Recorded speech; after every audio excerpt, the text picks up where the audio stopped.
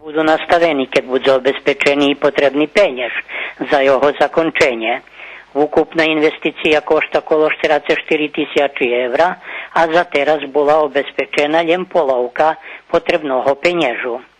Dneška večer u Bikiču bude otrimaná schádzka sovita mesnej zajednici, cerkovného odbora i upravného odbora KPD Ivan Kotľarevský. Budú podnešení zvity o zakončeniu robotov na budinku pastorálneho centra. Otrimanej manifestácii prišli nám Rusadľa, nastúpe na zonskej smotri u Pečincoch i o najchodzácich manifestáciách v Rusnácoch u Ruským kerestúre, Kocúre i Ďurďove. Okreme bude bešedy o mohučnosti odchodu Bikičaňoch na preslavu 600 ročníci Valala Stebnik od 11. po 13. júli u Slováckej Starým kraju Bikičaňoch. Počatok schádzky na večer na 8:30.